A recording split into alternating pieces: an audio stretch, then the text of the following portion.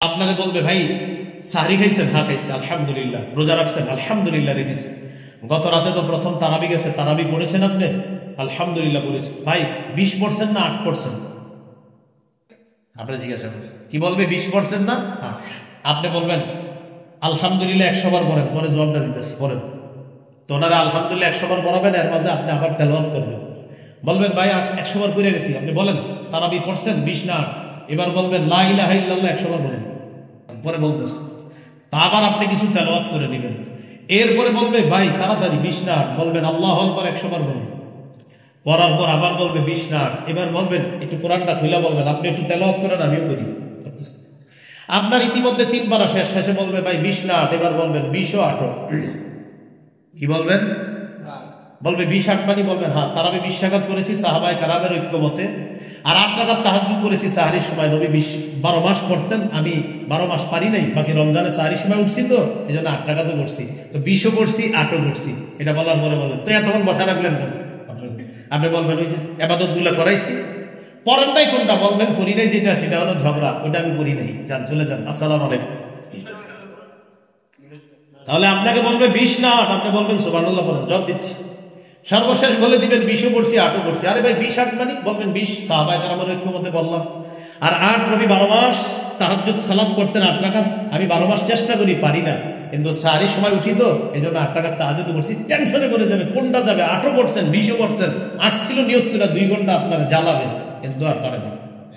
আমি কিন্তু বলি নাই কে জ্বালাবে। এখন যদি কেউ কারো গায়ে দেন যে হুজুর আপনি কাকে বললেন, যদি মনে করেন আপনারই অভ্যাস আছে, তো ওয়াজটা আপনাকেই করছে। এখানে যদি কেউ থাকেন, সত্যি বলছি, এখানে এরকম কেউ থাকলে আপনাকেই ওয়াজটা করছে। আর যদি বলেন না এই অভ্যাস আমার মধ্যে নাই, তো আপনাকে ধরে ওয়াজ করা আমি আপনাকে করিও নাই। বেদাতের ওয়াজ করলে অনেকে বলে হুজুর কাকে বললেন? আমি তো বেদাতীদেরকে। বেদাত কে? আমি বলি যে করে বেদাত। আরে যেটাকে, যেটাই তো সে, যে কে যে বেদাত করে সে। আপনি করেন কিনা সেটা বলেন। যদি বলে না কি বলেন, তা আপনারে বলি নেই, আপনি সেজদা দেন কবরে? না, বাৎসরিক একটু আর কি হালকা মাথা যুগে, তো আজ আপনারই ঘুরছে। এই জন্য অপরাধ আমাদের দেশের একটা নিয়ম, আপনি ওয়াজ করবেন, অপরাধ প্রত্যেকে নিজের গায়ে নেয়, তো যারা নেয় বলবেন তো মাশাআল্লাহ ওয়াজটা আপনারই করছে হুজুর আজকে, আল্লাহ ছেড়ে দেন, এই অপরাধ ছেড়ে দেন। আল্লাহ আমাদেরকে বুঝার তৌফিক দান করেন। চাঁদ হলো মানুষের কাজের সময় নির্ধারণ করার জন্য, বিশেষ করে হজের সময় নির্ধারণ করার জন্য চাঁদ। রমজান মাসের চাঁদের অপেক্ষায় আমরা থাকব। শাবান মাসের হিসাবটা ভালো করে গণনা করা সুন্নাহ। আবু দাউদের হাদিস 2325 নম্বর হাদিস। আম্মাজান আয়েশা সিদ্দিকা রাদিয়াল্লাহু তাআলা আনহার বর্ণনা, তিনি বলেন কানা রাসূলুল্লাহ সাল্লাল্লাহু আলাইহি ওয়াসাল্লাম ইয়াতাহাফফাযু মিন শাবান মা লা ইয়াতাহাফফাযু মিন গায়রিহি। রাসূলুল্লাহ সাল্লাল্লাহু আলাইহি সাল্লাম অন্যান্য মাসের চাইতে শাবান মাসের গণনার গুরুত্ব খুব বেশি দিতেন, হিসাব রাখতেন খুব গুরুত্ব সহকারে শাবান মাসের। তো শাবান গণনা করতে গিয়ে যদি শেষের দিকে এমন হতো, ফাইন গুম্মা আলাইহি, যদি আকাশ মেঘাচ্ছন্ন হতো, আদ্দা সালাসিনা ইয়াউমা, তাহলে 30 দিন গণনা করতেন। সুম্মা সামা, এরপর রোজা রাখতেন। তো এই হাদিসের মধ্যে আছে সুম্মা ইয়াসুমু লিরুইয়াতি রমাদান, রমজানের চাঁদ দেখে রাসূল সাল্লাল্লাহু আলাইহি সাল্লাম রমজানের রোজা রাখতেন। আকাশ যদি মেঘাচ্ছন্ন হতো 30 দিন পুরা করে তারপর তিনি রোজা রাখতেন। এই জন্য আমরা চাঁদ দেখে রোজা রাখবো, এটা একটা সুন্নাহ। সহিহ বুখারীর বর্ণনা 1909 নম্বর হাদিস। قال رسول الله صلى الله عليه وسلم صوموا لرؤيته, তোমরা চাঁদ দেখে রোজা রাখো। ওয়া আফতিরু লিরুইয়াতিহি, তোমরা চাঁদ দেখে ঈদ করো। ফাইন উবিয়া আলাইকুম ফাকমিলু ইদ্দাতা 30 ইয়াওমা, যদি তোমাদের কাছে আকাশ মেঘাচ্ছন্ন হয় তাহলে তোমরা 30 দিন পুরা করবা। আমরা 1 নম্বর আমল পেয়ে গেলাম, চাঁদ দেখবো। রমজানের প্রথম রাতের যে চাঁদটা, ওইটা আমরা দেখবো, এটা হলো আমাদের প্রথম করণীয়। দ্বিতীয় করণীয় হলো চাঁদ দেখে আমরা দোয়া করব। তিরমিজির হাদিস 3451 নম্বর হাদিস। তালহা রাদিয়াল্লাহু তাআলা আনহুর বর্ণনা, তিনি বলেন রাসূলুল্লাহ সাল্লাল্লাহু আলাইহি সাল্লাম যখন নতুন চাঁদ দেখতেন তখন এই দোয়াটা পড়তেন, আল্লাহুম্মা আহিল্লাহু আলাইনা বিল ইয়ুমনি ওয়াল ঈমান ওয়াস সালামাতি ওয়াল ইসলাম রব্বি ওয়া রাব্বুকাল্লাহ। নতুন চাঁদ দেখে এই দোয়াটা পড়া, এটা হলো 2 নাম্বার করণীয়। 3 নাম্বার করণীয়, রমজানের প্রথম রাত তারাবির সালাত আমরা আদায় করব, তারাবির নামাজ আমরা আদায় করব ইনশাআল্লাহ। তারাবির নামাজ আমরা আদায় করব। তো প্রথম রাতে তারাবির সালাত আমরা আদায় করব। সাহাবায়ে কেরামের ঐক্যমতে ইজমা হলো 20 রাকাত তারাবির সালাত আদায় করা। তো ইনশাআল্লাহ আমরা ধীরস্থির ভাবে 20 রাকাত তারাবির সালাত আদায় করব ইনশাআল্লাহ। সহিহ বুখারীর বর্ণনা 2009 নম্বর হাদিস। قال رسول الله صلى الله عليه وسلم من قام رمضان إيمانا واحتسابا غفر له ما تقدم من ذنبه। যে ব্যক্তি বিশ্বাসের সাথে এবং সওয়াবের আশায় রমজানের রাতের বেলা সালাত আদায় করবে, আল্লাহ তাআলা তার আগের সবগুলো গুনাহ মাফ করে দিবেন। তারাবির সালাত আদায় করে।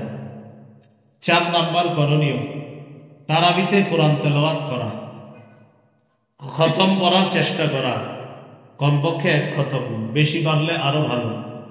খতম তারাবি সম্ভব না হলে যে সূরাগুলো পারে যারা, ওই সূরা দিয়ে তারাবির সালাত আদায় করা।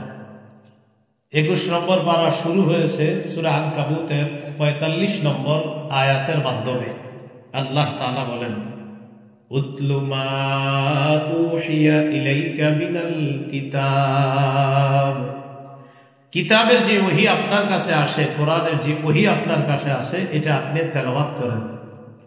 প্রিয় মুসলমান ভাইয়েরা, 3টা অভ্যাস মৃত্যু পর্যন্ত আমরা প্রতিনিয়ত ধরে রাখার চেষ্টা করব ইনশাআল্লাহ। কয়টা অভ্যাস? 1 নম্বর তেলাওয়াত, 2 নম্বর গুরুত্ব সহকারে 5 ওয়াক্ত নামাজ, 3 নম্বর সাধ্য অনুযায়ী দান সদকা। সূরা ফাতিরের 29 নম্বর আয়াত, 22 পারা 16 নম্বর পৃষ্ঠার একদম শেষ আয়াত। আল্লাহ তাআলা বলেন, ইন্নাল্লাযীনা ইয়াতলুনা কিতাবাল্লাহ ওয়া আকামুস সালাতা ওয়া আনফাকু মিম্মা রাযাকনাহুম সিররান ওয়া আলানিয়াতান ইয়ারজুনা তিজারাতান লান তাবুর। নিশ্চয়ই যারা আল্লাহর কিতাব তেলাওয়াত করে, ওয়া আকামুস সালাহ, যারা নামাজ কায়েম করে, ওয়া আনফাকু মিম্মা রাযাকনাহুম সিররান ওয়া আলানিয়া, যারা আমার দেয়া রিজিক থেকে গোপনে প্রকাশ্যে দান করে, ইয়ারজুনা তিজারাতান লান তাবুর। আল্লাহ তাআলা বলেন, তারা এমন ব্যবসার কামনা করে যে ব্যবসা কখনো ধ্বংস হবে না, লাভ আর লাভ। এই 3টা আমল নারী পুরুষ যারা সন্তান আদি তাদেরকেও শিখিয়ে দেওয়া।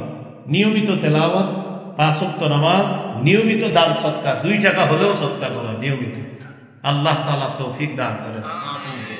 তো রমজানে 4 নম্বর করণীয়, কোরআন তেলাওয়াত করা। রমজান তো কোরআন নাজিলের মাস। সূরা বাকারার 185 নম্বর আয়াত, 2 পারার 7 নম্বর পৃষ্ঠা শুরু হয়েছে যে আয়াতের মাধ্যমে। আল্লাহ বলেন, শাহরু রমাদানাল্লাযী উনজিলা ফীহিল কুরআন।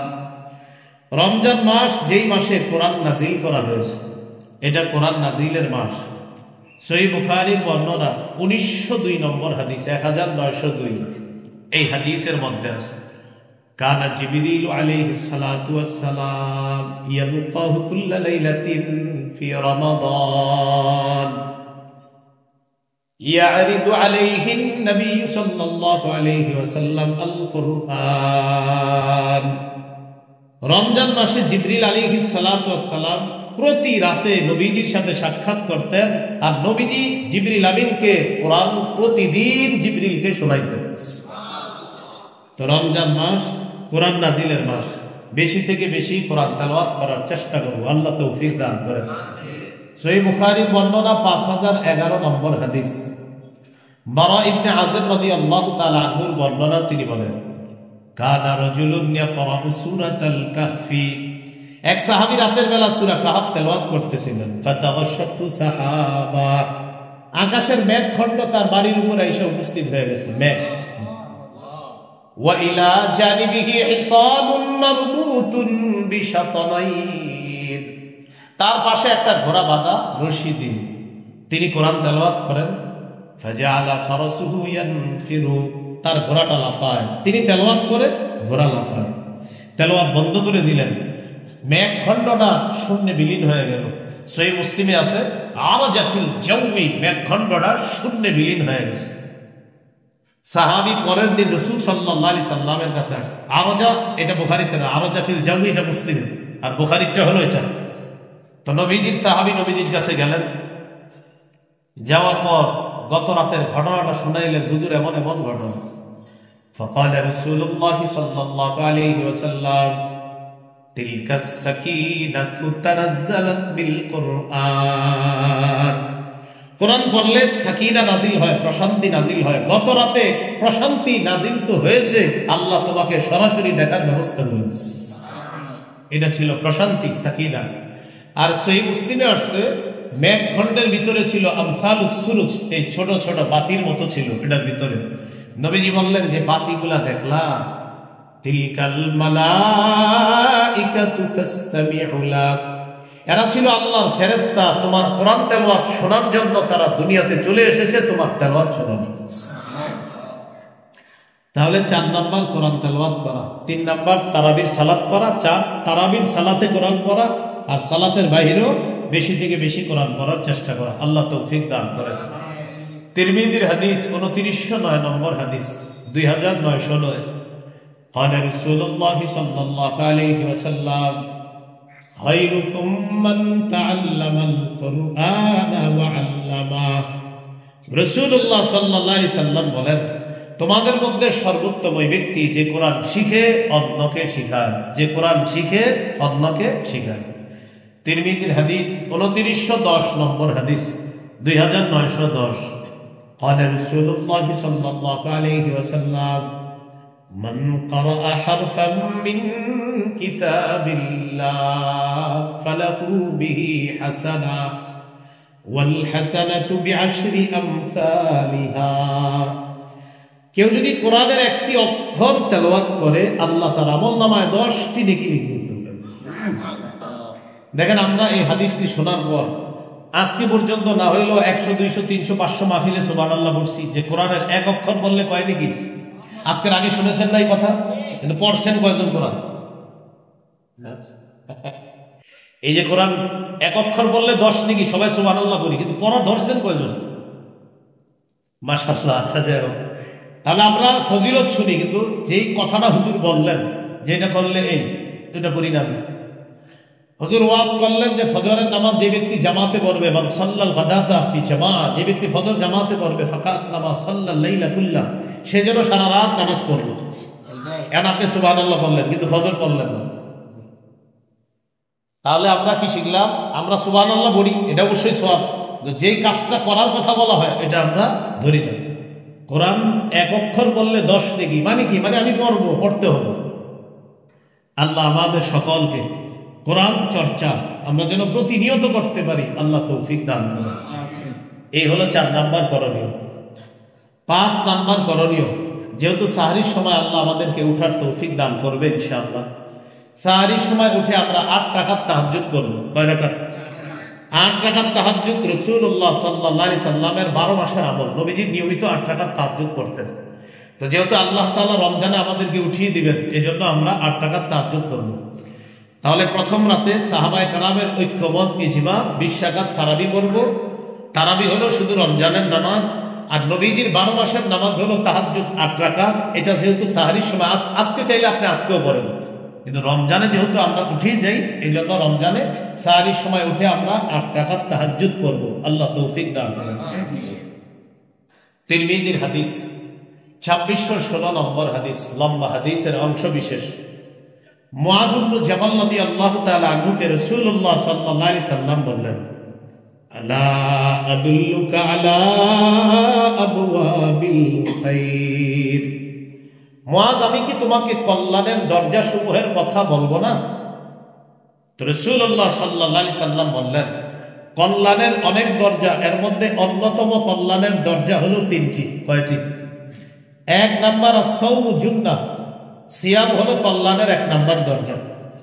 2 নাম্বার আস-সাদাকা, সদকা। সদকা এমন একটা আমল, তুতফিউল খাতিআতা কামা ইউতফিউল মাউন নার। পানি যেমন আগুনকে নিভিয়ে দেয়, সদকা মানুষের গুনাহগুলো ধুয়ে মুছে সাফ করবে। 3 নাম্বার ওয়াসালাতুর রাজুলি মিন জাওফিল লাইল, রাতের বেলা তাহাজ্জুদ নামাজ পড়া। রাতে কি পড়া? তাহাজ্জুদ নামাজ পড়া। তাহলে 3 নাম্বার তারাবি পড়া, 4 নাম্বার তেলাওয়াত করা, 5 নাম্বার তাহাজ্জুদ পড়া। তারাবি সাহাবায়ে কেরামের ঐক্যমতে 20 রাকাত তারাবি শুধু রমজানের আমল, আর 8 রাকাত তাহাজ্জুদ 12 মাসের আমল। চেষ্টা করব 12 মাস পড়ার জন্য, কিন্তু 12 মাস যেহেতু কর্মব্যস্ততার কারণে আমরা উঠতে পারি না, শরীর ক্লান্ত থাকে, তাই ফজরের সময় উঠি।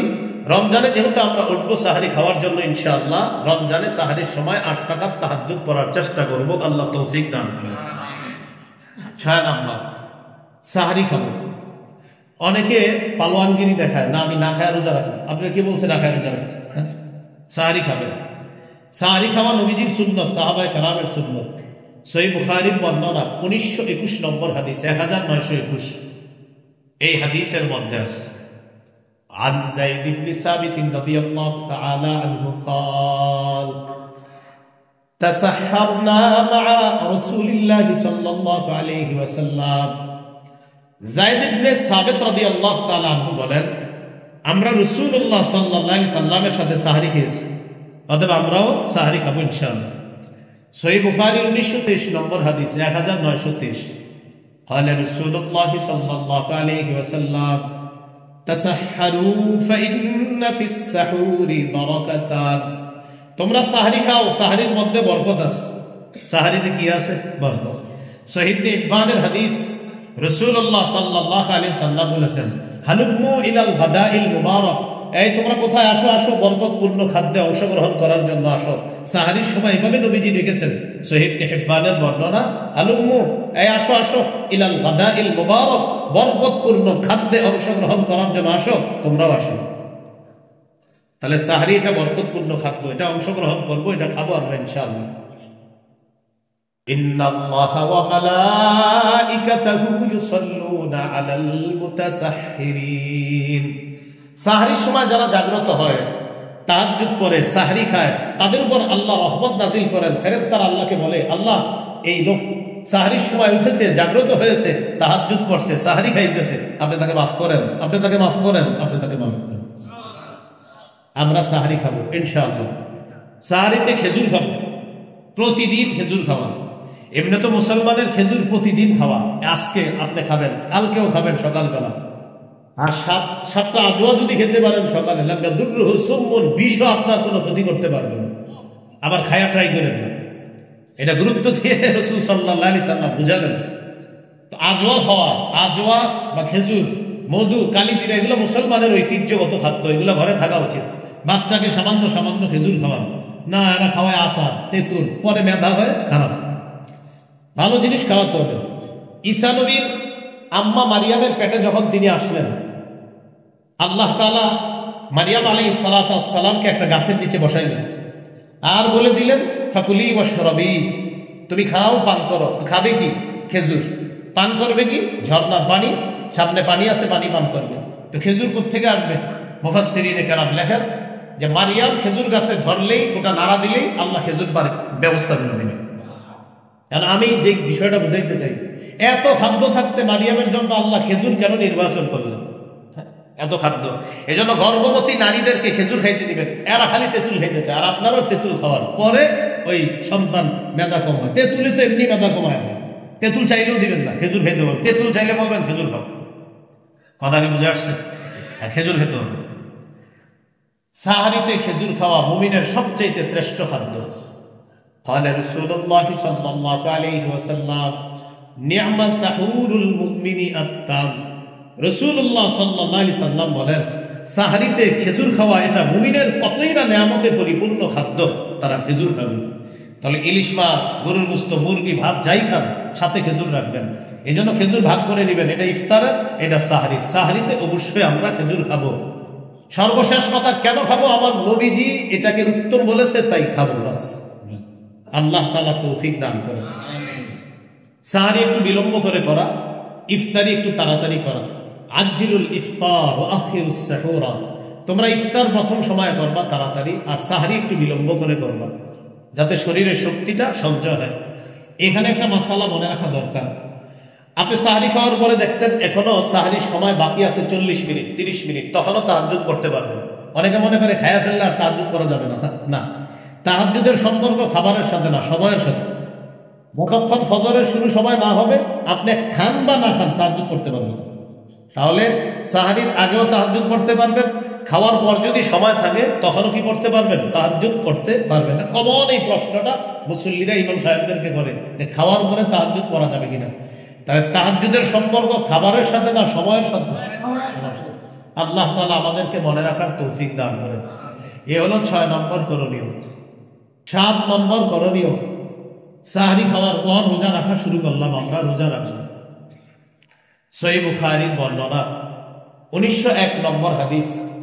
এই হাদিসের মধ্যে আছে, قال رسول الله صلى الله عليه وسلم من صام رمضان إيمانا واحتسابا غفر له ما تقدم من ذنبه। রাসূলুল্লাহ সাল্লাল্লাহু আলাইহি সাল্লাম বলেন, যে ব্যক্তি ঈমানের সাথে এবং বিশ্বাসের সাথে সওয়াবের আশায় দিনের বেলা রোজা রাখে, তার আগের সব গুনাহগুলো মাফ করে দেন। তিরমিজির 614 নম্বর হাদিস। قال رسول الله صلى الله عليه وسلم الصوم جنة حسينة।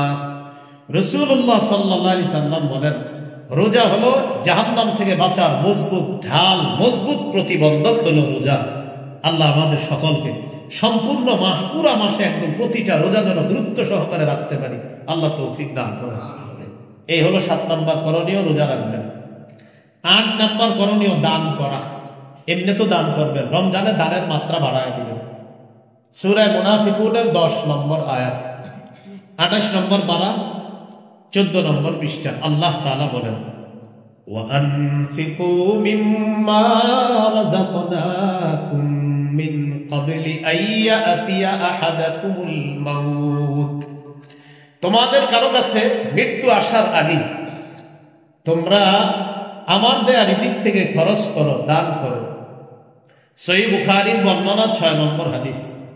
কানা রাসূলুল্লাহ সাল্লাল্লাহু আলাইহি ওয়াসাল্লাম আজওয়াদান নাস।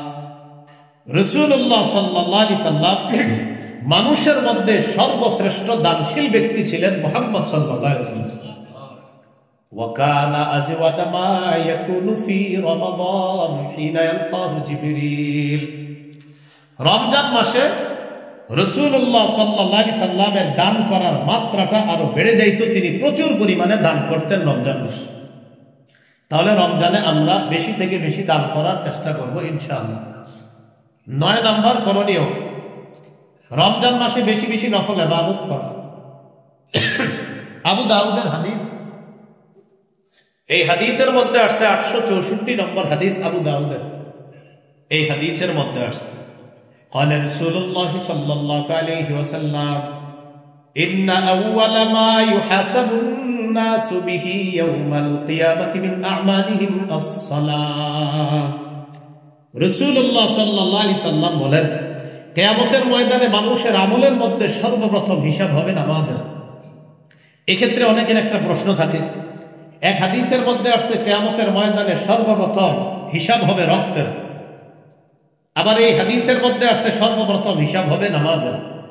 এটা আমার সাথে সাধারণ যারা আপনারা বললে মনে থাকবে, বলেন আল্লাহর হকের ক্ষেত্রে সর্বপ্রথম নামাজের হিসাব হবে, বান্দার হকের ক্ষেত্রে সর্বপ্রথম রক্তের হিসাব হবে।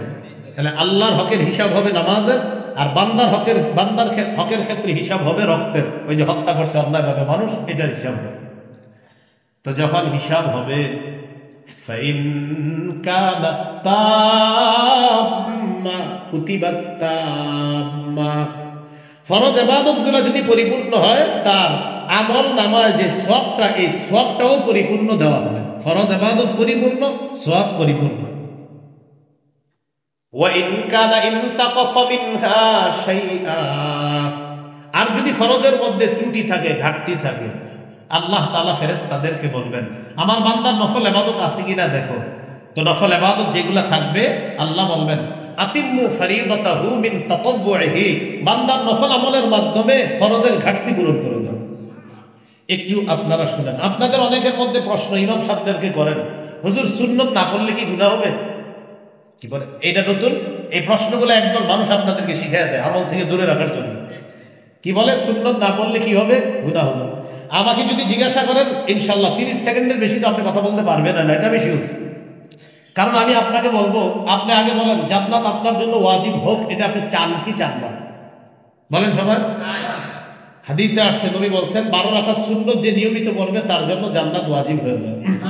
এখন আপনি বলেন জান্নাত কি ওয়াজিব, চান কি চান না?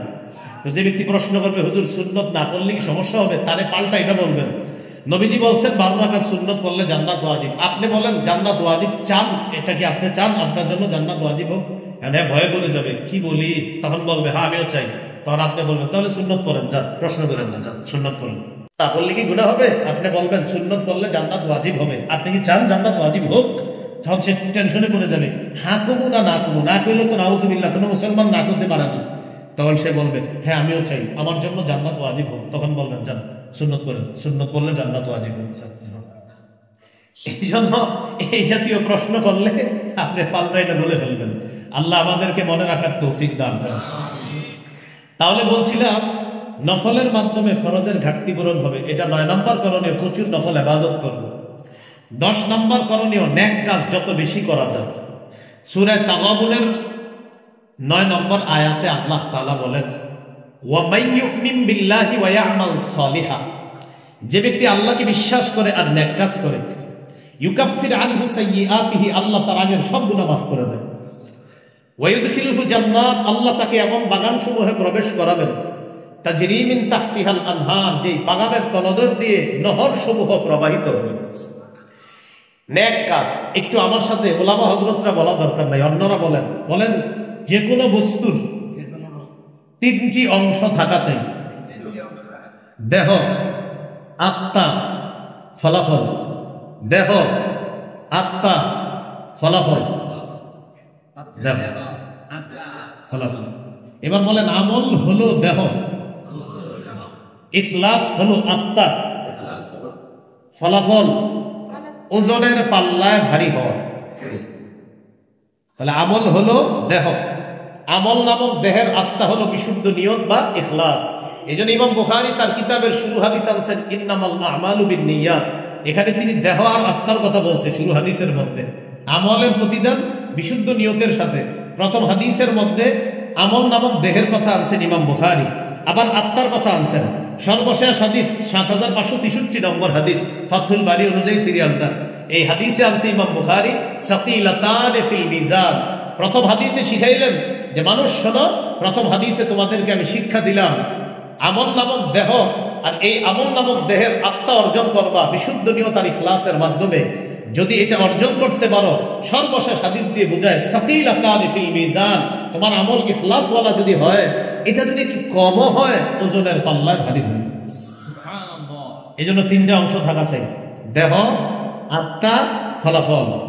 দেহ হলো আমল, আত্মা হলো ইখলাস, ফলাফল ওই ইখলাসওয়ালা আমল ওজনের পাল্লায় ভারী হয়ে যাবে। রমজানে বেশি থেকে বেশি নেক আমল করবো, বলি ইনশাআল্লাহ। আল্লাহকে সবাই দেখতে চাই তো ইনশাআল্লাহ। 2 শর্ত মৌলিক আল্লাহকে দেখা। কয় শর্ত? 2 শর্ত। সূরা কাহফের 110 নম্বর আয়াত, মানে সর্বশেষ আয়াতে আল্লাহ বলেন ফামান কানা ইয়ারজু লিকাআ রাব্বিহি ফালইআমাল আমালান সালিহা, যে ব্যক্তি তার রবের সাক্ষাৎ কামনা করে, ফালইআমাল আমালান সালিহা, সে যেন এক কাজ করে। 2 নম্বর ওয়ালা ইউশরিক বিইবাদাতি রাব্বিহি আহাদা, সে যেন তার রবের ইবাদতে কাউকে শরীক না করে, অংশীদার না বানায়। আল্লাহ আমাদেরকে এই রমজানে বেশি থেকে বেশি নেক আমল করার তৌফিক দান করেন। 11 নম্বর দোয়া করা। আল্লাহ তাআলা বলেন ওয়াকালা রাব্বুকুম উদউনি আস্তাজিব লাকুম, তোমাদের রব বলেন তোমরা আমাকে ডাকো, আমি তোমাদের ডাকে সাড়া দেই। আল্লাহর কাছে বেশি বেশি দোয়া করা।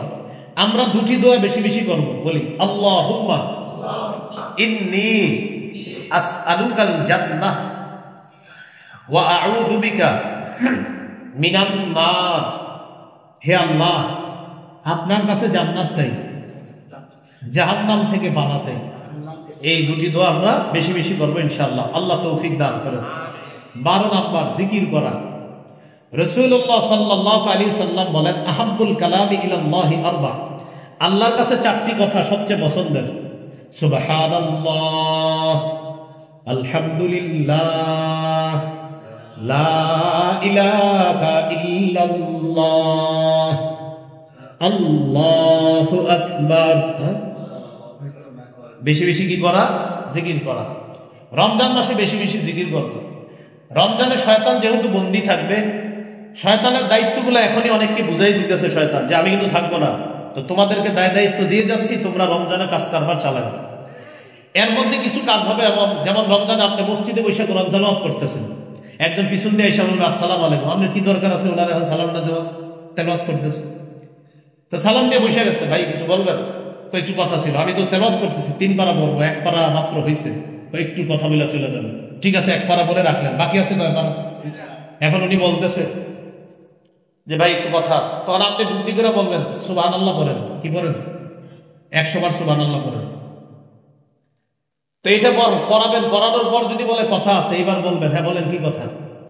তো আপনাকে বলবে ভাই সাহরি খাইছেন? হ্যাঁ খাইছে, আলহামদুলিল্লাহ। রোজা রাখছেন? আলহামদুলিল্লাহ রেখেছে।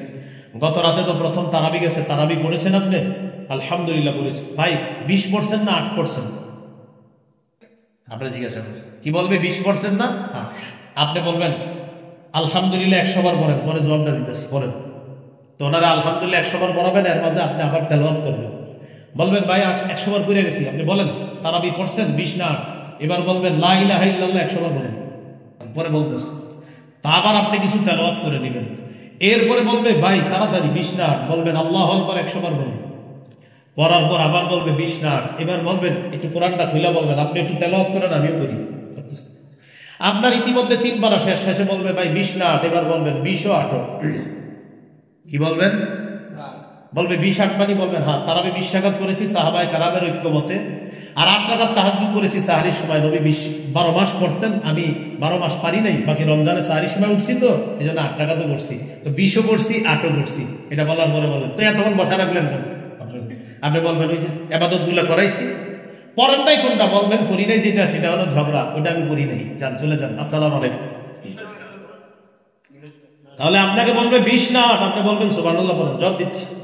সর্বশেষ বলে দিবেন 20ও করছি 8ও করছি। আরে ভাই 20 8 মানে বলবেন 20 সাহাবায়ে কেরামের ঐক্যমতে বললাম, আর 8 নবী 12 মাস তাহাজ্জুদ সালাত করতেন 8 রাকাত, আমি 12 মাস চেষ্টা করি, পারি না, কিন্তু সাহরির সময় উঠি, তো এই জন্য 8 রাকাত তাহাজ্জুদ করছি। টেনশনে পড়ে যাবে কোনটা যাবে, 8ও করছেন 20ও করছেন, 8 ছিল নিয়ত করে 2 ঘন্টা আপনারা জ্বালাবে, কিন্তু আর পারে না। আমি কিন্তু বলি নাই কে জ্বালাবে। এখন যদি কেউ কারো গায়ে দেন যে হুজুর আপনি কাকে বললেন, যদি মনে করেন আপনারই অভ্যাস আছে, তো ওয়াজটা আপনাকেই করছি। এখানে যদি কেউ থাকে, সত্যি বলছি, এখানে এরকম কেউ থাকলে আপনাকেই ওয়াজটা করছি। আর যদি বলেন না এই অভ্যাস আমার মধ্যে নাই, তো আপনাকে ধরে ওয়াজ করা আমি আপনাকে করিও নাই। বেদাতের ওয়াজ করলে অনেকে বলে হুজুর কাকে বললেন? আমি তো বেদাতীদেরকে। তো বেদাত কে? আমি বলি যে করে বেদাত। আরে যেটাকে, যেটাই তো সে, যে কে যে বেদাত করে সে। আপনি করেন কিনা সেটা বলেন। যদি বলে না কি বলেন, তা আপনারে বলি নাই, আপনি সেজদা দেন কবরে? না, আপনি বাৎসরিক একটু আর কি হালকা মাথা যুগে, তো ওয়াজ আপনারই করছে। এই জন্য অপরাধ আমাদের দেশের একটা নিয়ম, আপনি ওয়াজ করবেন, অপরাধ প্রত্যেকে নিজের গায়ে নেয়, তো যারা নেয় বলবেন তো মাশাআল্লাহ ওয়াজটা আপনারই করছে হুজুর আজকে, আল্লাহ ছেড়ে দেন, এই অপরাধ ছেড়ে দেন। আল্লাহ আমাদেরকে বুঝার তৌফিক দান করেন। তাহলে 20ও পড়ছি 8ও পড়ছি। 20 পড়ছি সাহাবায়ে কেরামের ঐক্যমতে তারাবি, 8 পড়েছি 12 মাসের আমল তাহাজ্জুদ, 12 মাস চেষ্টা করি, পারি না, রমজান আল্লাহ তৌফিক দিছে তাই পড়লাম। যেটা করি নাই সেটা হলো ঝগড়া, এটা পারি না, আসসালামু আলাইকুম, চলে যান। এই হলো 12 নম্বর জিকির করা। 13 নম্বর ইফতার করা, সারাদিন রোজা রাখার পর ইফতার করবেন। 14 নম্বর ইফতার করানো। 13 হলো ইফতার করা, 14 ইফতার করানো। ঢাকা শহরের মানুষ চিন্তা করে আমার প্রতিবেশী ধনী, ওনারে কি ইফতার পাঠাবো? না, ধনী প্রতিবেশীকে ইফতার পাঠাবেন। রোজাদারকে ইফতারের সওয়াব এটা কামাই করার জন্য ধনী প্রতিবেশীর বাসায়ও ইফতার পাঠাবেন। 15 নম্বর ইফতারের সময় দোয়া করা। তিরমিজির হাদিস 3598 নম্বর হাদিস, রাসূলুল্লাহ সাল্লাল্লাহু আলাইহি সাল্লাম বলেন, সালাসাতুন লা তুরাদ্দু দাওয়াতুহুম, 3 ব্যক্তির দোয়া ফিরিয়ে দেওয়া হয় না। আস-সাইমু হাত্তা ইফতিরা, রোজাদার যখন ইফতার সামনে নিয়ে দোয়া করে ইফতারের সময় তার দোয়া ফিরিয়ে দেওয়া হয় না। 2 নম্বর ওয়াল ইমামুল আদিল, ন্যায়পরায়ণ পুরুষ শাসক। কি শাসক? কয়েকবার বলেন, ন্যায়পরায়ণ কি শাসক? ন্যায়পরায়ণ পুরুষ শাসকের দোয়া ফিরিয়ে দেওয়া হয় না। আল্লাহ যেন কিয়ামতের আগে আমাদের দেশে আর কোনো নারী শাসক না আনে। কেন না আনে? সবাই বলেন কেন, জোরে বলেন, আরো জোরে বলেন।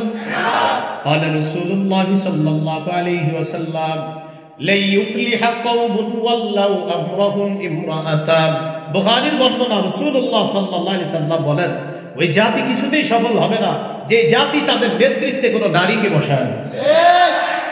এই জন্য কিয়ামতের আগে যেন আর কোনো নারী নেত্রী না আসে। আল্লাহ যেন আমাদের দেশে একজন ন্যায়পরায়ণ পুরুষ শাসক বসায়। 3 নম্বর দাওয়াতুল মাজলুম, মাজলুমের দোয়া ফিরিয়ে দেওয়া হয় না। তো এই 3টি দোয়া ফিরিয়ে দেওয়া হয় না, এর মধ্যে একটা হলো রোজাদারের দোয়া। 16 নম্বর করণীয় ইতিকাফ করা শেষ দশকে। 17 নম্বর লাইলাতুল কদর তালাশ করা। দেখেন, যারা চান যে আমি লাইলাতুল কদর সহজে পেতে চাই, তা আপনার জন্য সহজ পথা হলো ইতিকাফ করা। তাহলে 16 নম্বর ইতিকাফ। সহিহ বুখারীর বর্ণনা 2033 নম্বর হাদিস, উম্মুল মুমিনিন আয়েশা সিদ্দিকা রাদিয়াল্লাহু তাআলা আনহার বর্ণনা, তিনি বলেন, কানা রাসূলুল্লাহ সাল্লাল্লাহু আলাইহি ওয়াসাল্লাম ইয়াতাকিফু ফিল আশরিল আওয়াখির মিন রমাদান, রাসূলুল্লাহ সাল্লাল্লাহু আলাইহি সাল্লাম রমজানের শেষ দশকে ইতিকাফ করতেন। নবীজি সাল্লাল্লাহু আলাইহি সাল্লাম রমজানের শেষ দশকে ইতিকাফ করতেন। ইতিকাফ করা অবস্থায় আমরা লাইলাতুল কদর অবশ্যই পেয়ে যাব ইনশাআল্লাহ। এজন্য লাইলাতুল কদর 17 নম্বর, এটা তালাশ করা। 21, 25, 27, 29, 21, 23, 25, 27, 29 বেজন রাত্রিগুলোতে লাইলাতুল কদর তালাশ করব। বুখারীতে আব্দুল্লাহ ইবনে আব্বাস রাদিয়াল্লাহু তাআলা আনহুমার একটা বর্ণনা আছে, তিনি বলেন 24তম রজনীতেও লাইলাতুল কদর তালাশ করব। বুখারীতে আছে 24তম।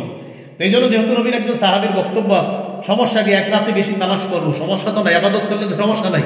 তো 21, 23, 24, 25, 27, 29 সূরাতুল কদরের 3 নম্বর আয়াত, লাইলাতুল কদরি খায়রুম মিন আলফি শাহর, লাইলাতুল কদর 1000 মাসের চাইতে উত্তম। আর এই ব্যাপারে বুখারী বর্ণনা, এই যে মাশাআল্লাহ আমাদের হাফেজে বুখারী, আল্লাহ তাকে কবুল করেন, তিনি একটি হাদিস পড়ছেন, সর্বশেষ যে হাদিসটা তিনি আজকে তেলাওয়াত করলেন, মাইয়াকুম লাইলাতুল কদরি ঈমানাও ওয়া ইহতিসাবা, যে ব্যক্তি লাইলাতুল কদরে জাগ্রত হবে ঈমানের সাথে এবং সওয়াবের আশায়, গফিরা লাহু মা তাকাদ্দামা মিন যামবি, তার আগের সবগুলা গুনাহ মাফ করে দেওয়া। তাহলে 17 নম্বর লাইলাতুল কদর তালাশ করা। 18 নম্বর সাদকাতুল ফিতর আদায় করা। এটা উলামায়ে কেরামের সাথে পরামর্শ করে আপনারা আদায় করে নেওয়ার চেষ্টা করবেন, আল্লাহ তৌফিক দান করেন। এই হলো আজকের আলোচনার প্রথম পার্ট। দ্বিতীয় পার্ট একটু সংক্ষেপে বলছি, আমি আযান দিয়ে দেব ইনশাআল্লাহ। দ্বিতীয় পার্টটা বেশি গুরুত্বপূর্ণ, রমজানে বর্জনীয়। 1 নম্বর বর্জনীয়, বিবাদ বর্জন করা আর অশ্লীলতা বর্জন করা। বিবাদ আর অশ্লীলতা বর্জন করা। সহিহ বুখারীর বর্ণনা 1904 নম্বর হাদিস, 1904। এই হাদিসের মধ্যে আছে রাসূলুল্লাহ সাল্লাল্লাহু আলাইহি সাল্লাম বলেন, ইযা কানা ইয়াউমু সাওমি আহাদিকুম ফালা ইয়ারফুস ওয়ালা ইয়াসখাব ওয়া ফি রিওয়ায়া ওয়ালা ইয়াজহাল, তোমাদের কেউ যখন রোজা রাখবা, রোজা রাখা অবস্থায় কেউ গালি দিবা না, উল্টাপাল্টা কথা বলবা না, মুখে কোনো অশ্লীল বাক্য আনবা না, অশ্লীল কর্ম করবা না। ফাইন সাবাহু আহাদুন আও কাতালা, কেউ যদি রোজাদারের সাথে ঝগড়া করে, লড়াই করে, অথবা বাদানুবাদে লিপ্ত হয়, ঝগড়ায় লিপ্ত হয়, ফালিয়াকুল, রোজাদার তখন বলবে, ইন্নী সাইম, আমি রোজাদার। বুখারীর অন্য বর্ণনা আসছে আপনি 2 বার বলবেন, ইন্নী সাইম, ইন্নী সাইম, আমি রোজাদার, আমি রোজাদার। বুখারীর অন্য বর্ণনা আসছে ফালিয়াকুল ইন্নী সাইমুন মাররাতাইন, সেজন্য 2 বার বলে, আমি রোজাদার, আমি রোজাদার। তাহলে বলি, এই রমজানে যদি আমাদের সাথে কেউ ঝগড়া করতে আসে, আমরা 2 বার বলে দিব কি, আমি রোজাদার, আমি রোজাদার, আপনি অন্যদিকে যান। আল্লাহ আমাদেরকে ঝগড়া থেকে হেফাজত করুন। 2 নম্বর, অনর্থক কথাবার্তা বর্জন করা। অনর্থক কথাবার্তা, মানে দরকার নাই, শুধু শুধু অনর্থক কথাবার্তা বর্জন করা। সহিহ বুখারীর বর্ণনা 2477 নম্বর হাদিস, রাসূলুল্লাহ সাল্লাল্লাহু আলাইহি সাল্লাম বলেন, ইন্নাল্লাহা কারিহা লাকুম সালাসা, আল্লাহ তোমাদের জন্য তিনটি বিষয় অপছন্দ করেছে।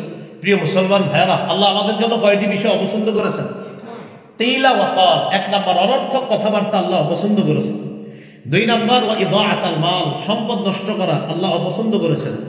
তিন নাম্বার ওয়া কাসরাতাস সুআল, অনর্থক বেশি প্রশ্ন করা আল্লাহ অপছন্দ করেছেন। অনর্থক প্রশ্ন আল্লাহ অপছন্দ করেছেন। এই তিনটা বিষয়, এই হলো দুই নাম্বার অনর্থক কথাবার্তা বর্জন করা। তিন নাম্বার বর্জনীয় মিথ্যা কথা বর্জন করা। একটু বাংলা বলি আমার সাথে, বলেন, মিথ্যা হলো সমস্ত পাপের আম্মা। মা, সমস্ত পাপের মা কি? মিথ্যা। সমস্ত পাপের মা হলো মিথ্যা কথা বলা। রাসূলুল্লাহ সাল্লাল্লাহু আলাইহি সাল্লাম বলেন, বুখারীর বর্ণনা 1903 নম্বর হাদিস, মান লাম ইয়াদা কাওলা যুর আল আমালা বিহি ফালাইসা লিল্লাহি হাজাতুন ফি আইয়াদা তাআমাহু ওয়া শারাবাহু, যে ব্যক্তি রোজা রাখলো কিন্তু মিথ্যা বর্জন করতে পারলো না, সে খানা না খাইলো আর পানি পান না করলো, এগুলাতে আল্লাহর কাছে কোনো গুরুত্ব নাই। সে যে মিথ্যা বর্জন করতে পারলো না আর খানাও খাইলো না, একদিক দিয়ে সে খানা পিনা থেকে জিহ্বাকে হেফাজত করলো, আরেক দিক দিয়ে সে জিহ্বার মাধ্যমে মিথ্যা কথা বললো। নবীজি বলেন, তার এই না খাওয়া আর না পান করার মধ্যে আল্লাহর কাছে কোনো গুরুত্ব নেই। তাহলে আমরা মিথ্যা বলবো না। আমাদের দেশে রমজান যত কাছায়, আমাদের দেশের কিছু অসাধু মানুষ তত বেশি মিথ্যাবাদী হয়। রমজান যত কাছাই যে দেখবেন শুরু হবে, তরমুজ, খেজুর, এই সিন্ডিকেট ভয়ঙ্কর এক বলয়ের মধ্যে পড়ে যায়। তো রমজান মাসে মাশাআল্লাহ সবাই কেনাকাটা করে। জুতার দোকানে গেছেন জুতা কিনতে, ভাই কত? 1300, 1250 দেই। আপনি আমার পরিচিত মানুষ, এই জন্য বলছি 1300, অন্যদের কাছে আরো বেশি। ভাই দেন না, আল্লাহর কসম ভাই, কিনা আছে 1230 করে। আচ্ছা 1250 দেন, 20 টাকা লাভ। সদরঘাট গিয়া খোঁজ নিয়ে দেখা যায় 400 টাকা কিলো কিনি। তা আমি বলছিলাম যে 400 করেই কিনা। যদি 1230 হয়, সত্যি সত্যি তো সত্য। আপনি যদি 1230 দিয়ে না কিনে, কম দিয়ে কিনে 1230 বললেন, সত্য হলো না মিথ্যা হলো? মিথ্যা কথা বলা যাবে না। আল্লাহ আমাদেরকে হেফাজত করেন। 4 নাম্বার গীবত বর্জন করা। গীবত, এটার ব্যাপারে একটা বাংলা যদি পারি আপনার লিখে রাখবো, ঘরে পকেটেও রাখবো। বলি, গীবত হলো আমল ধ্বংসের নীরব ঘাতক। আমল ধ্বংসের নীরব ঘাতকের নাম কি? গীবত। হ্যাঁ, বলেন, ঘি ভাত দিয়ে মজলিস শুরু হয়, গীবত দিয়ে শেষ হয়। আমাদের পার্সোনাল মজলিস গুলা, পার্সোনাল যে মজলিস, এ মনে করেন 5-6 জনের, ঘি ভাত দিয়ে শুরু হয়। মানে ঘি ভাত ভালো জিনিস, এটা দিয়ে শুরু হয়। একটু পরে বলে, ভাই ঘিটা প্রত্যেক আনছেন গমজাত, ওমকে এত খারাপ মানুষ, শুরু হয়ে গেল ঘি ভাত। মানে ঘি কিনছেন কার থেকে? অমুক।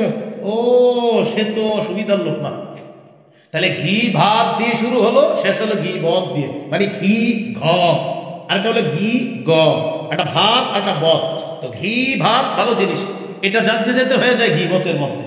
তো জিহ্বার মধ্যে আপনার গীবত, দেখবেন ঘি ভাত এটাও মজার জিনিস, গীবতও মজা। মজার ব্যাপার দুটোটার জন্য জিহ্বা মজা, খুব মজা। গীবতে কিন্তু অনেক মজা, আবার ঘি ভাত এটাও মজা। তো সবই মজা, এই জন্য এক মজা ভালো আর এক মজা খারাপ। তো গীবত এটা আমল ধ্বংসের নীরব ঘাতক। আল্লাহ আমাদেরকে হেফাজত করেন। এবার একটা গুরুত্বপূর্ণ বিষয়, ঝগড়া করি কি দিয়ে? আচ্ছা, অনর্থক কথা বলি কি দিয়ে? মিথ্যা বলি কি দিয়ে? গীবত করি কি দিয়ে? তাহলে কি বোঝা গেল? ঝগড়াও জিহ্বা দিয়ে, গীবতও জিহ্বা দিয়ে, মিথ্যাও জিহ্বা দিয়ে, অনর্থক কথাও জিহ্বা দিয়ে। তাই আজকে থেকে জিহ্বাকে অনর্থক কথা থেকে বাঁচাতে হবে, ঝগড়া থেকে বাঁচাতে হবে। তিরমিজি 2616 নম্বর হাদিস, রাসূলুল্লাহ সাল্লাল্লাহু আলাইহি সাল্লাম বলেন, হাল ইয়াকুব্বুন নাস ফিন নারি আলা ওয়ুজুহিহিম আও আলা মানাখিরিহিম ইল্লা হাসাইদু আলসিনাতিহিম, বেশিরভাগ মানুষের মাথাটা নিচে, পাগুলা উপরের দিকে দিয়ে জাহান্নামে নিক্ষেপ করা হবে শুধু জিহ্বার অপরাধের কারণে, শুধু জিহ্বার অপরাধের কারণে। ভাই, আমরা জিহ্বার অপরাধ থেকে নিজেদেরকে বাঁচানোর চেষ্টা করবো। আল্লাহ তৌফিক দান করুন। তিরমিজির হাদিস 2406 নম্বর হাদিস, উকবা ইবনে আমির রাদিয়াল্লাহু তাআলা আনহু বর্ণনা, রাসূলুল্লাহ সাল্লাল্লাহু আলাইহি সাল্লামকে জিজ্ঞাসা করলেন, মান নাজাতু ইয়া রাসূলুল্লাহ, ওগো আল্লাহর নবী, মুক্তির উপায় কি আপনি আপনার কাছে জানতে চাই। নবী বললেন, মুক্তির উপায় 3টি। মুক্তির উপায় কয়টি? 3টি। 1, আমসিক আলাইকা লিসানা, তোমার জিহ্বা তুমি নিয়ন্ত্রণ করবা। 2 নাম্বার, আলিয়াসাকা বাইতুকা, তোমার ঘর যেন তোমার জন্য প্রশস্ত হয়। আচ্ছা, ঘর প্রশস্ত হওয়া দ্বারা কি উদ্দেশ্য? উদ্দেশ্য হলো কাজ শেষে তাড়াতাড়ি বাসায় আসবেন। আপনি 6টায় বাসায় আসার কথা, রাত 10টা 11টা বাজে, স্ত্রী ফোন দেয়, আপনি কোথায়? আপনি বলেন বন্ধুদের সাথে আড্ডা দিচ্ছি। না, আড্ডা দেওয়া যাবে না, হয়তো কাজে, না হয় বাসায়। বাসায় নাই কাজে থাকবেন, কাজে নাই বাসায় থাকবেন। কারণ আপনি স্ত্রীর সামনে, সন্তানের সামনে, মা বাবার সামনে এই গুনাহগুলো করতে পারবেন না যেগুলো বন্ধুদের সাথে আপনি বাহিরে করতে পারবেন। তাই নবীজি বললেন 2 নাম্বার, তোমার ঘর যেন তোমার জন্য প্রশস্ত হয়। তো 1 নাম্বার তোমার জবান নিয়ন্ত্রণ করবা, 2 নাম্বার তোমার ঘর যেন তোমার জন্য প্রশস্ত হয়, 3 নাম্বার ওয়াবকি আলা খাতিআতিক, তুমি গুনাহের জন্য কান্নাকাটি করবা। তো দেখেন এই 3টার মধ্যে একটা হলো জিহ্বা নিয়ন্ত্রণ করা। তাহলে ঝগড়া হয় জিহ্বা দিয়ে। হাদিসে আসছে আস-সাওমু জুন্নাহ, রোজা হলো জাহান্নাম থেকে বাঁচার ঢাল। এই ঢালকে যদি ছিদ্র করা না হয়, রোজা নামক ঢাল ছিদ্র হয় বিশেষত 2টি অপরাধের কারণে। একটা হলো মিথ্যা কথা আর একটা গীবত। আর হাদিস থেকে জানলাম বেশিরভাগ মানুষ জাহান্নামে যায় জিহ্বার কারণে। এবার আমার সাথে একটু সবকের মতো বলি, ওলামা হযরতরা না, শুধু আপনারা বলেন তো, রোজা নামক ঢাল ছিদ্র হয় কয় অপরাধে? কি কি? মিথ্যা, গীবত। মিথ্যা গীবত হয় কি দিয়ে? আর জিহ্বার কারণে বেশিরভাগ মানুষ কোথায় যায়? জাহান্নামে যায়। তো এই জন্য আমরা জিহ্বাটাকে নিয়ন্ত্রণ করব। আল্লাহ তৌফিক দান করেন। তিরমিজির হাদিস 2410 নম্বর হাদিস, রাসূলুল্লাহ সাল্লাল্লাহু আলাইহি সাল্লামের সাহাবী সুফিয়ান রাদিয়াল্লাহু তাআলা নবীজিকে জিজ্ঞাসা করলেন, মা আখওয়াফু মা তাখাফু আলাইয়া ইয়া রাসূলুল্লাহ, হুজুর আমার ব্যাপারে সবচেয়ে বিপজ্জনক বিষয় কোনটা মনে করেন? আখাযা বিলিসানি নাফসি, নবী নিজের জিহ্বা মুবারক ধরে বললেন, হাদা, এটা এটা এটা আমি তোমার জন্য সবচেয়ে বিপজ্জনক মনে করি এটা। এই জন্য ভাই জিহ্বা বড় ভয়ঙ্কর জিনিস। এটা এমন ভয়ঙ্কর যে এক কথায় সাজানো সংসার তছনছ হয়ে যায়, এক কথায় সবকিছু উলট পালট হয়ে গেল, এমন ঘটনা আমাদের দেশেও কিন্তু ঘটছে। তো এই জন্য আপনার জিহ্বাকে নিয়ন্ত্রণ করা, আল্লাহ হেফাজত করেন। তিরমিজির হাদিস 2407 নম্বর হাদিস, এই হাদিসের মধ্যে আসছে রাসূলুল্লাহ সাল্লাল্লাহু আলাইহি সাল্লাম বলেন, ইদা আসবাহা ইবনু আদম, আদম সন্তান যখন সকালবেলা ঘুম থেকে ওঠে, ফাইনাল আযা কুল্লাহা তুকাফিরুল লিসান, সমস্ত অঙ্গ প্রত্যঙ্গগুলা জিহ্বাকে ডেকে বলে, ও জিহ্বা ইত্তাকিল্লাহা ফিনা, তুমি আমাদের ব্যাপারে আল্লাহকে ভয় করো। ফাইন্নামা নাহনু বিকা, আমরা তোমার দ্বারাই নিয়ন্ত্রিত। জিহ্বা তুমি আমাদের ব্যাপারে আল্লাহকে ভয় করো, আমরা তোমার মাধ্যমে নিয়ন্ত্রিত। ফাইন ইস্তাকামতা ইস্তাকামনা, তুমি সোজা থাকলে আমরা সোজা। ওয়া ইন ওয়াজাজতা ওয়াজাজনা, তুমি বাঁকা হলে আমরা বাঁকা। বলি তো ভাই, রোজা নামক ঢাল ছিদ্র হয় কয় অপরাধে? কি কি? গীবত, মিথ্যা হয় কি দিয়ে? সমস্ত অঙ্গ বস মানে কাকে? জিহ্বাকে। হ্যাঁ, জিহ্বাকে প্রতিদিন সকালে বলে, জিহ্বা তুমি আমাদের বস, তুমি ঠিক থাকবা আমরা ঠিক, তুমি বাঁকা হবা আমরা বাঁকা। তিরমিজি 2408 নম্বর হাদিস দিয়ে শেষ করছি। রাসূলুল্লাহ সাল্লাল্লাহু আলাইহি সাল্লাম বলেন, মান ইয়াতাকাফফালু লিমা বাইনা লাহইহি ওয়া মা বাইনা রিজলাই আতাকাফফালু লাহু বিল জান্নাহ, যে ব্যক্তি 2 চোয়ালের মাঝে জিহ্বা আর 2 রানের মাঝে লজ্জাস্থানে 2টা অঙ্গের নিশ্চয়তা আমাকে দেয় যে সে গুনাহ করে না, আতাকাফফালু লাহু বিল জান্নাহ, আমি তাকে জান্নাতে নেওয়ার জিম্মাদার হয়ে যায়। তাহলে কয়টা বর্জনীয় শুনলাম? 4টা। ও আরো 2টা বাকি আছে। কারণ 1 নাম্বার ঝগড়া বর্জন করা, 2 নাম্বার অনর্থক কথা বর্জন করা, 3 মিথ্যা বর্জন করা, 4 গীবত বর্জন করা, 5 নাম্বার লৌকিকতা বর্জন করা। কি বর্জন করা? লোক দেখানো ইবাদত বর্জন করা। সিয়াম আল্লাহর জন্য, সাহরি আল্লাহর জন্য, ইফতারি আল্লাহর জন্য, করানো ইফতারি সব কার জন্য? আল্লাহর জন্য। বুলুগুল মারাম হাদিসের একটা কিতাব, এই কিতাবের 440 নম্বর হাদিসের বর্ণনা। রাসূলুল্লাহ সাল্লাল্লাহু আলাইহি সাল্লাম বলেন, ইন্না আখওয়াফা মা আখাফু আলাইকুম আশ-শিরকুল আসগর আর-রিয়া, তোমাদের ব্যাপারে আমি সবচেয়ে আশঙ্কা করি ছোট শিরিকের। সেই ছোট শিরিক হলো লোক দেখানো ইবাদত করা। আল্লাহ আমাদেরকে লোক দেখানো ইবাদত করা থেকে হেফাজত করেন। হাদিসের একটা কিতাব আছে সহিহ ইবনে খুযাইমা, এই কিতাবের 2 নম্বর খণ্ড 140 নম্বর পৃষ্ঠা। রাসূলুল্লাহ সাল্লাল্লাহু আলাইহি ওয়াসাল্লাম বলেন, শোনো তোমরা ইয়াকুম আশ-শিরকাস সারাইর, তোমরা গোপন শিরিক থেকে বাঁচো। সাহাবীরা বললেন, হুজুর গোপন শিরিক কি? দেখেন নবী কি বলেন। নবীজি বললেন, ইয়াকুমুর রাজুল ফায়ুসাল্লি, কোন ব্যক্তি নামাজে দাঁড়ায়, ফায়ুযায়্যিনু সালাতাহু জাহিদান লিমা ইয়ারা বিন নাযরিন নাসি ইলাই, নামাজ সুন্দর করে এই নিয়তে মানুষ যেন তার নামাজ দেখে বলে, বাবা কত সুন্দর নামাজ। হ্যাঁ, নবীজি বলেন, যাকা শিরকুস সারাইর, এটা গোপন শিরিক। এক ব্যক্তি নামাজে দাঁড়াইছে, রুকু সুন্দর মতো করে, সেজদা সুন্দর মতো করে, এই নিয়তে মানুষ আমার রুকু সেজদা দেখে বলবে, বাবা কি অসাধারণ ভাবে নামাজ করে, কত সুন্দর রুকু, কত সুন্দর সেজদা। তাহলে তার নিয়ম মানুষকে দেখানো, এটা হলো গোপন শিরিক। এক সাহাবী প্রশ্ন করলেন, হুজুর কেউ যদি আল্লাহকে খুশি করার জন্য রুকু সেজদা সুন্দর করে আর যদি মানুষ প্রশংসা করে, বুখারী 757 নম্বর হাদিসে আছে রুকু করতে হবে ধীরস্থির ভাবে, সেজদা করতে হবে ধীরস্থির ভাবে। তো কেউ যদি রুকু সেজদা সুন্দরভাবে করে, কার জন্য? আল্লাহর জন্য। মানুষ যদি প্রশংসা করে, মাশাআল্লাহ তার রুকু সুন্দর, সেজদা সুন্দর, হুজুর এটাও কি রিয়া হবে, লোক দেখানো ইবাদত হবে? নবীজি বললেন না, এটা লোক দেখানো ইবাদত হবে না। তিলকা আজিলু বুশরাল মুমিন, সহিহ মুসলিমের ইবারত। এটা মুমিনের জন্য দুনিয়াতে নগদ সুসংবাদ।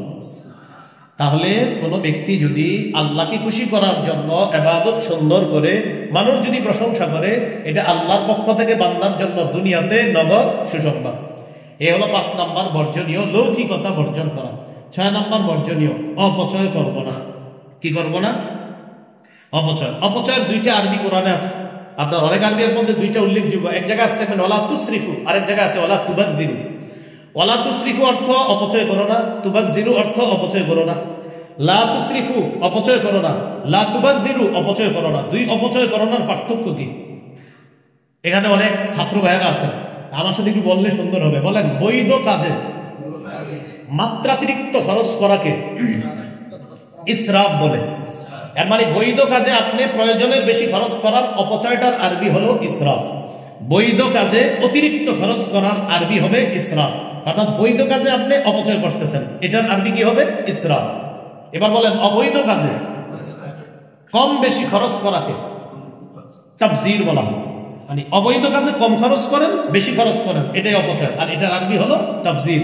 এই জন্য কোরআনে যেখানে আছে ওয়ালা তুবাযযির তাবযীরা, এটা মানে অবৈধ খরচ করবা না, এটা অপচয়। আর দেখবেন কোরআন আছে কুলু, খাও, ওয়াশরাবু, পান করো, ওয়ালা তুসরিফু, তো খাওয়া তো ভালো জিনিস, পান করা ভালো জিনিস। আল্লাহ বলছে ওয়ালা তুসরিফু, অতিরিক্ত খাও না। মানে আর আমাদের রোজাদারের, রমজান মাসে রোজাদাররা দলিল দেয়, আল্লাহ নাকি বলছে বেশি খাইতে বেশি পান করতে রমজানে। আল্লাহ জানে কথা কই পাইছে, তখন সাথে সাথে বলে আল্লাহ নাকি বলছে কুলু ওয়াশরাবু, খালি খাওয়ার পান করো। এটা বললে কি বলে? মাগরিবের জামাতে যায় না। আপনার ইফতারি করতে করতে মাগরিবের জামাতে যায় না। ভাই, আল্লাহর এক বিধান পালন করতে গিয়ে আরেক বিধানে যেন শিথিলতা না আসে। মনে রাখবো, আমার ইফতার যেন মাগরিবের জামাত ছুটার কারণ না হয়। আমার ইফতার যেন মাগরিবের জামাত ছুটার কারণ না হয়। তো এখানে দেখেন আল্লাহ বলছে খাও, পান করো, ওয়ালা তুসরিফু, অপচয় করো না। এই অপচয় দেখেন, বৈধ কাজে অপচয়। আপনি খাইতে খাইতে গলা পর্যন্ত, আপনার কি হয়েছে এত খাইতে না, এরকম, এটা কিন্তু ঠিক না। 10 জনের খাবার রান্না করবেন, মেহমান আসবে 10 জন, 12 জনের রান্না করলেন বা 13 জনের, আপনি 30 জনের রান্না করছেন, কেন এতগুলা খাবার রান্না করলেন? তো বৈধ কাজে মাত্রা অতিরিক্ত খরচ করা, এটাও অপচয়, এটাকে বলা হয় ইসরাফ। আর অবৈধ কাজে কম বেশি খরচ করাকে, এটাকেও বলে অপচয়, এটাকে বলে তাবযীর। আল্লাহ আমাদের সকলকে ইসরাফ এবং তাবযীর উভয়টা থেকে বাঁচার তৌফিক দান করেন। তাহলে 6 নম্বর বর্জনীয়, অপচয় অপব্যয় থেকে আমরা বেঁচে থাকবো। আল্লাহ আমাদের সকলকে 18টা মৌলিক করণীয় বললাম, ওলামা হযরত খতিব সাহেবগণ মসজিদের মিম্বরে নিঃসন্দেহে আরো বেশি বলবে। আর 6টা বর্জনীয় বললাম, এই 24টি কথা আমরা মনে রাখবো। আল্লাহ তৌফিক দান করেন।